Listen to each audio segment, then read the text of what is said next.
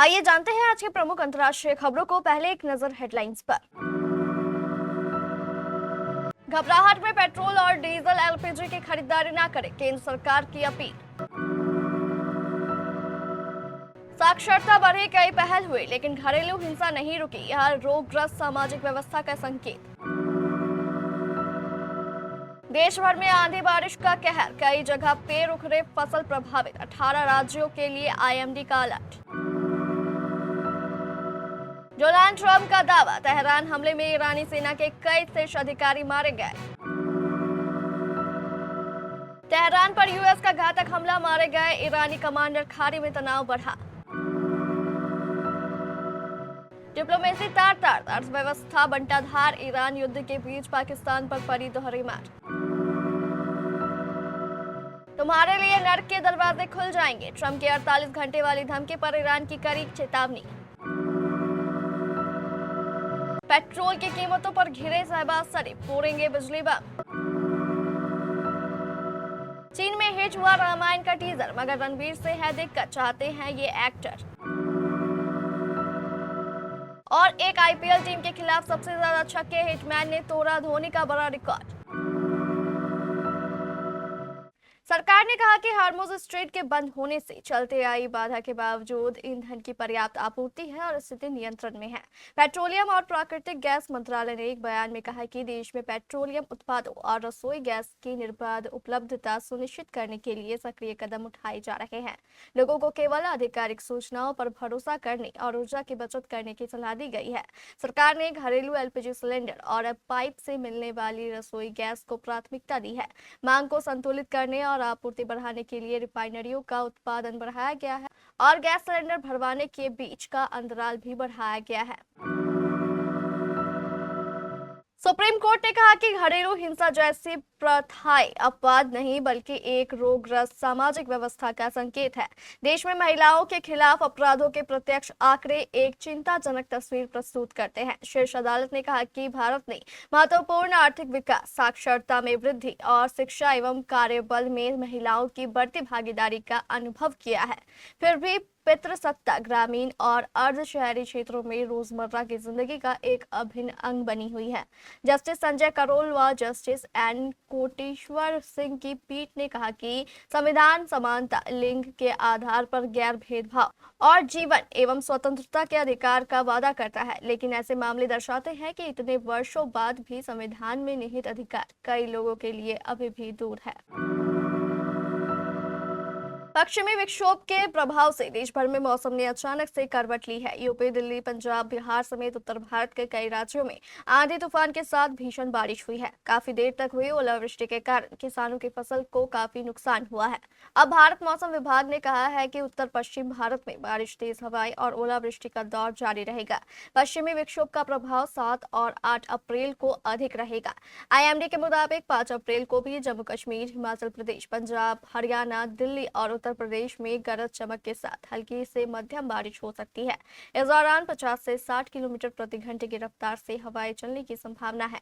कुछ जगहों पर ओलावृष्टि भी हो सकती है। 7 और 8 अप्रैल को मौसम एक बार फिर से वापसी करेगा। बिहार, झारखंड, पश्चिम बंगाल और ओडिशा में 8 अप्रैल तक बारिश और आंधी तूफान का अनुमान है। मध्य प्रदेश, छत्तीसगढ़ और विदर्भ क्षेत्र में भी गरज के साथ बारिश और ओले गिरने की चेतावनी जारी की गई है।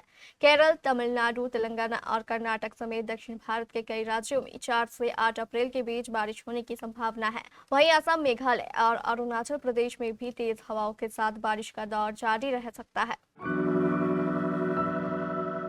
अमेरिकी राष्ट्रपति डोनाल्ड ट्रंप ने अपने ट्रुथ सोशल प्लेटफॉर्म पर एक वीडियो साझा किया है, जिसके बारे में उनका कहना है कि इसमें ईरान की राजधानी तेहरान पर हुआ भीषण हमला दिखाया गया है।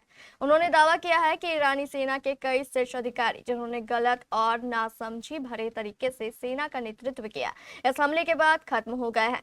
ट्रंप ने इसके आगे कहा, और भी बहुत कुछ तबाह हुआ है। वीडियो में रात के समय बड़े धमाके दिखाए जा रहे हैं। हालांकि यह साफ नहीं है कि यह वीडियो कहां का है और इसे कब रिकॉर्ड किया गया।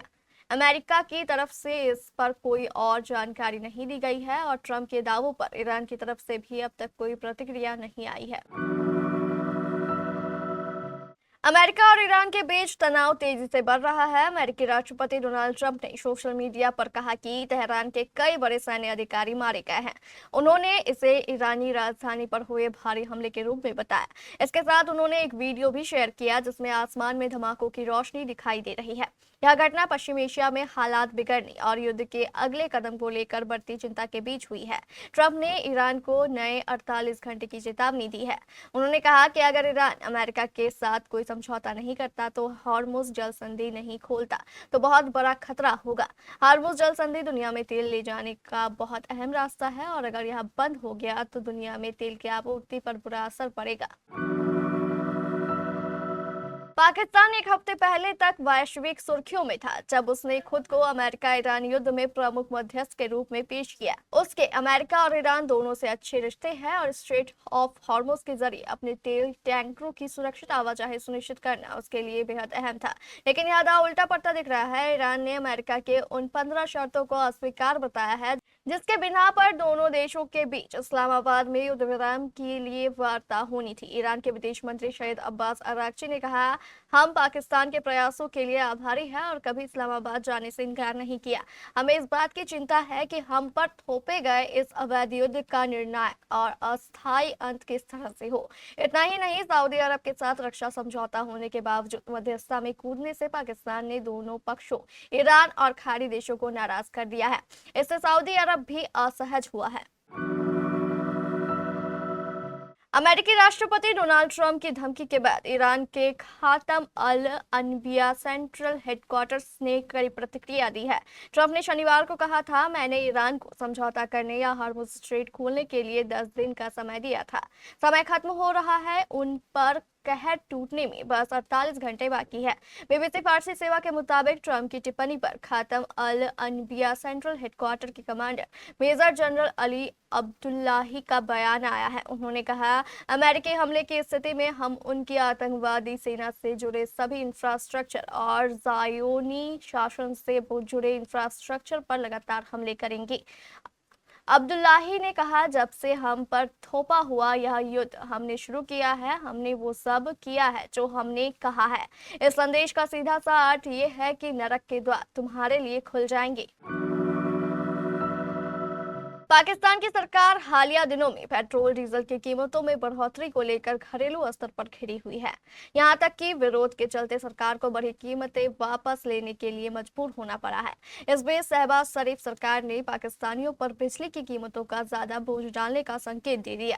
पाकिस्तान ने अंतर्राष्ट्रीय मुद्रा कोष को भरोसा दिया है कि ऊर्जा क्षेत्र की स्थिरता के लिए अगले बजट में बिजली दरों में बदलाव किए जाएंगे और सब्सिडी 830 अरब रुपए तक की सीमित की जाएगी। इससे साफ है कि आने वाले समय में पाकिस्तान के लोगों पर बिजली बम फूटने वाला है। एक मीडिया रिपोर्ट के मुताबिक 7 अरब डॉलर की एक्सटेंडेड फंड फैसिलिटी के तहत तय किए गए संरचनात्मक मापदंडों के हिसाब से पाकिस्तान सरकार की नई आधार दर यानी बेस लाइन टैरिफ 15 जनवरी 2027 से लागू की जाएगी। इसके तहत बिजली वितरण कंपनियों लेस्को, जेस्पो और फेस्को का निजीकरण भी 2027 में पूरा हो सकता है।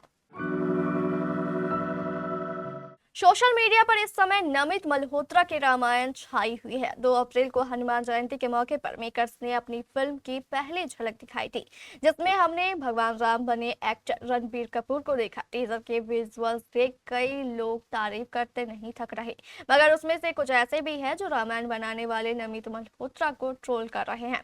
रामायण की पहली झलक इंडिया समेत पूरी दुनिया में देखी गई। इसके VFX पर सवाल उठाए गए हैं।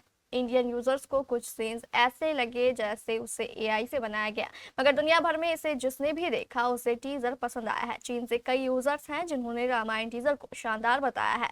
सोशल मीडिया प्लेटफॉर्म रेडिट पर चीनी यूजर्स के कमेंट्स वायरल है जिसमें वो रामायण की तुलना हॉलीवुड की लॉर्ड ऑफ द रिंग्स से कर रहे हैं।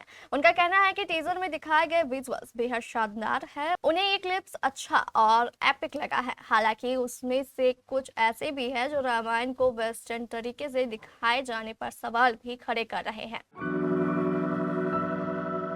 दिल्ली कैपिटल्स और मुंबई इंडियंस के मैच में रोहित शर्मा ने एमएस धोनी का एक बड़ा रिकॉर्ड तोड़ दिया। रोहित ने अपनी पारी में एक छक्का लगाया, जिससे वह किसी एक आईपीएल टीम के खिलाफ सबसे ज्यादा छक्के लगाने के मामले में धोनी से आगे निकल गए। इस मामले में टॉप पर क्रिस गेल हैं, जिन्होंने पंजाब किंग्स के खिलाफ 61 छक्के लगाए। धोनी ने अब तक रॉयल चैलेंजर्स बेंगलुरु के खिलाफ 50 छक्के जड़े हैं। वहीं दिल्ली के खिलाफ मैच में मुंबई की बल्लेबाजी के दौरान 7वें ओवर की छठी गेंद पर छक्के की मदद से रोहित ने इस टीम के खिलाफ अपने छक्कों की संख्या बढ़ाकर 51 कर दी है। दुनिया के सबसे अमीर क्रिकेट लीग में किसी एक टीम के खिलाफ सबसे ज्यादा छक्के लगाने का विश्व रिकॉर्ड क्रिस गेल के नाम है। गेल ने दो टीमों कोलकाता नाइट राइडर्स और रॉयल चैलेंजर्स बेंगलुरु की ओर से पंजाब किंग्स के खिलाफ 16 मैचों में 61 छक्के जड़े और आरसीबी तथा पंजाब किंग्स की ओर से केकेआर के खिलाफ 19 आईपीएल मैचों में 54 छक्के लगाए।